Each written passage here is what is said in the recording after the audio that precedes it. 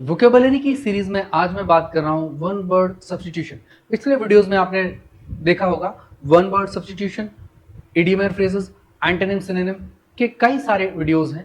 उसी सीरीज में मैं बात कर रहा हूं आज कुछ नए शब्दों की, जिनमें पहला शब्द है फेटल। देखिए, जो सीरीज है, अगर आप इंग्लिश इंप्रूव करना चाहते हैं या किसी भी कॉम्पिटेटिव एग्जाम की प्रिपरेशन कर रहे हैं, वोकैब का बहुत इंपॉर्टेंट रोल होता है। और वोकैब स्ट्रांग अगर आपकी है तो लैंग्वेज किसी भी कॉम्पिटेटिव एग्जाम में आपके लिए एग्जाम को क्लियर करना आसान हो जाएगा। तो उसी की हम लोग बात कर रहे हैं। एक नया शब्द फेटल।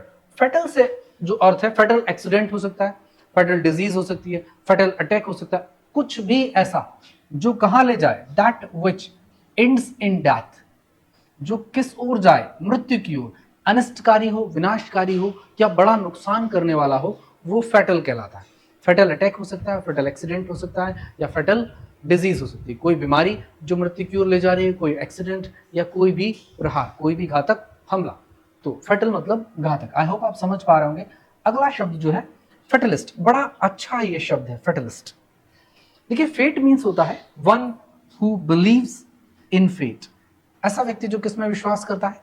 फेट में, यानी कि भाग्य में विश्वास करता है। किसमें विश्वास करता है? भाग्य में। तो इससे इसका जो अर्थ निकल के आ जाता है, जो भाग्य में विश्वास करता हो। हम कई जगह इसकी हिंदी निकालते हैं भाग्यवादी। क्या बोलते हैं? भाग्यवादी। ऐसे लोग जो जीवन में ये मान के चलते हैं कि उनके जीवन में जो भी घटित हो रहा है या किसी और के जीवन में जो कुछ भी घटित हो रहा है, उसका कारण सिर्फ और सिर्फ भाग्य। कई सारे लोग ये मान के चलते हैं वो कुछ भी प्रयास कर लें, कुछ भी कर लें, कुछ भी सोच लें, कुछ भी होता रहे, लेकिन जीवन में वही घटित होगा जो प्री डिटरमाइंड है, पहले से तय किया हुआ है, जो उनके भाग्य में लिखा हुआ है। सामान्य रूप से जो फेट की जो बात की गई, हाँ, कई सारे लोग बोलते हैं वही है सोई जो राम रचे राखा। किस्मत में जो लिखा है उससे कम या ज्यादा किसी को कुछ नहीं मिलेगा, ऐसा लोग बोलते हैं। तो कई बार इन बातों का दुरुपयोग भी होता है। ये बात कई बार लोगों को आलसी या कर्तव्यहीन या काम ना करने वाला बना देती है। वो मानते हैं कि जो मिलना है वो मिलकर रहेगा, जो नहीं मिलना उसके लिए कुछ भी कर लो, कुछ नहीं होगा। तो ऐसे लोगों की संख्या काफी होती है।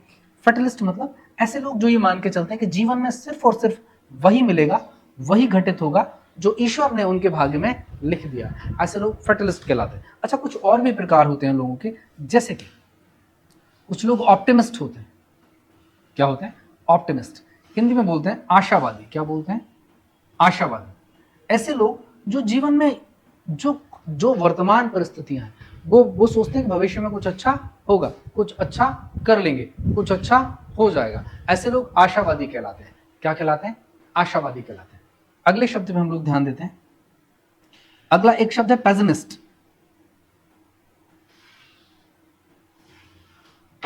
ये ऑप्टिमिस्ट से ही संबंधित है। ये निराशावादी है। क्या है? निराशावादी। कई सारे लोग आपको जीवन में ऐसे मिलेंगे, आपने कोई अच्छा प्लान बताओ, कोई बिजनेस प्लान बताओ, कुछ भी अपनी कुछ प्लानिंग बताओ, उसमें इतनी सारी कमियां निकाल देंगे और कुल मिला के जताएंगे जो कुछ भी तुम सोच रहे सब बेकार है, कुछ अच्छा नहीं होगा, लोग बहुत बुरे हैं, परिस्थितियां बहुत बुरी हैं, समाज बहुत बुरा है, सब कुछ बुरा ही। निराशावादी जो ये मान के चलते हैं कि जीवन में जो भी है वो भी बुरा है और आगे भी बुरा ही हो, उनका माइंडसेट कुछ ऐसा हो जाता है। ऐसे लोग पेसिमिस्ट या निराशावादी कहलाते हैं। इसी संबंध में एक और शब्द आ जाता है रियलिस्टिक। मैं देखो आपको प्रकार बता रहा हूं, लोग कैसे कैसे हो सकते हैं, किस तरीके से सोचते हैं। एक तो आ गया फेटलिस्टिक, भाग्यवादी, जो मान रहे हैं जीवन में वही होगा जो भाग्य में लिखा है। दूसरे लोग ऑप्टिमिस्ट, जो ही मान रहे हैं कुछ ना कुछ अच्छा कर लेंगे, कुछ ना कुछ अच्छा हो जाएगा, जो जीवन भविष्य को लेके बहुत पॉजिटिव है। और एक प्रकार है रियलिस्टिक। रियलिस्टिक मतलब हम बोल देते हैं वास्तववादी। क्या बोल देते हैं? वास्तववादी या स्पष्टवादी। ये जो लोग हैं, ये वर्तमान जो परिस्थितियां हैं उनके अनुसार, जो संसाधन है, जो परिस्थितियां हैं, मूल रूप में उसको देखते हैं, क्या संभावनाएं हैं, क्या हो सकता है, क्या नहीं हो सकता, कैलकुलेटिव होते हैं और वर्तमान परिस्थितियों के अनुसार निर्णय लेते हैं, बात करते हैं, सोचते हैं, विचार करते हैं। तो देखिए, यहाँ पे आपको 4 वर्ड आपस में जुड़े हुए मिल रहे हैं। द वन वर्ड इज फेटलिस्ट, भाग्यवादी, भाग्य में विश्वास करने वाले, ऑप्टिमिस्ट, आशावादी, जीवन में आशाएं रखने वाले, कुछ अच्छा होने की उम्मीद करने वाले, पेसिमिस्ट, निराशावादी, जो हर परिस्थिति में निराशा लिए घूमते हैं, रियलिस्टिक यानी वास्तववादी या स्पष्टवादी। बड़ा ही इंपॉर्टेंट शब्द है चारों के चारों ही। अगला देखते हैं फीजिबल। फीजिबल मतलब जिसे कार्यान्वित किया जा सके, ऐसा कुछ जिसे किया जा सके। Something capable of being done, कुछ ऐसा जिसको किया जा सके, समथिंग कैपेबल ऑफ बीइंग, कुछ ऐसा जिसको किया जा सके। अगले शब्द को देखते हैं, फेलिसिटेट। फेलिसिटेट मतलब अभिनंदन करना, किसी को सम्मानित करना, किसी को सम्मान देना। होता है ना, कई जगह कुछ कार्यक्रम होते हैं जिनमें किसी को बुलाकर, किसी को आमंत्रित करके क्या किया जाता है, सम्मानित किया जाता है। सम्मानित करना, कोई गेस्ट आता है, कुछ लोग आते हैं, सारे लोगों के सामने क्या किया जाता है, सम्मानित किया। तो देख लेते हैं, to congratulate someone in a formal manner, कैसे, औपचारिक रूप से। किस रूप में, औपचारिक रूप से किसी को अभिनंदन देना, अभिनंदित करना या कॉन्ग्रेचुलेट करना, औपचारिक रूप से।